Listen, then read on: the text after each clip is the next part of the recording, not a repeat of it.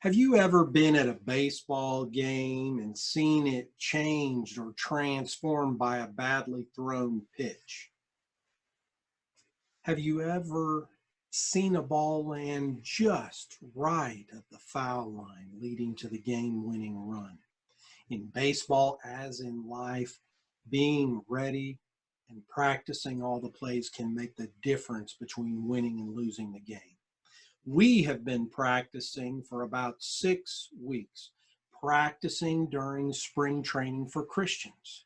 Tonight, we hear scripture which tells the story of the Last Supper, and we hear our coach's pep talk before sending us out into the world. On the night of the Last Supper, Jesus has three important points that he wants to give to the first disciples and to us. Let's hear now these scripture readings from John 13. On Thursday of Holy Week, Christians around the world gather to remember Jesus' Last Supper with his disciples. The day is called Maundy Thursday or Holy Thursday. It's likely that the Maundy comes from Latin. The word is mandatum, and as you might guess, mandatum comes to us in English as perhaps mandate or command. And so it was on the night of Maundy Thursday that Jesus gathered for the Last Supper, and he gave three mandates or commands to his first disciples. They were to love one another, serve one another, and remember him in the breaking of bread.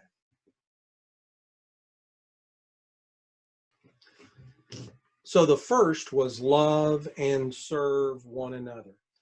They were sitting at the table, and Jesus said to his disciples, I give you a new commandment, just as I have loved you, you also should love one another.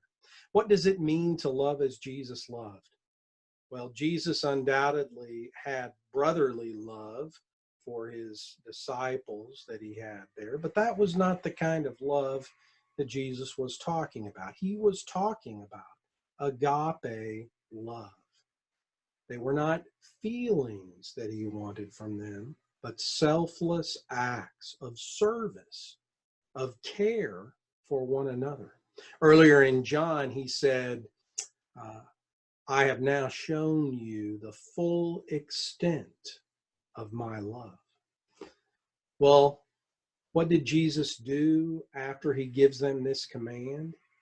He immediately assumed the role of the lowest household servant by washing the disciples' feet. After washing their feet, Jesus said, I have set you an example that you should do as I have done to you.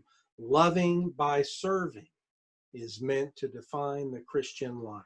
That is exactly what we have been doing, practicing our faith during this quarantine and during this spring training for Christians here at Slash Christian Church.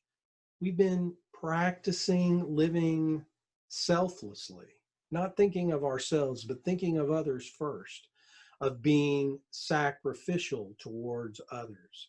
And when we do that, we become Jesus' hands and feet. We become the way that God's love is shared in the world. Think about the many examples that you've seen while we've been quarantined at home during Lent.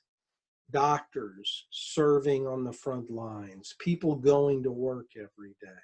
There are so many ways that that has been done.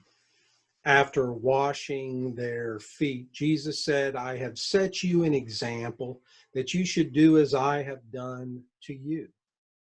Loving by serving is meant to define the Christian life. That is exactly what we have been doing during spring training at Slash Christian Church.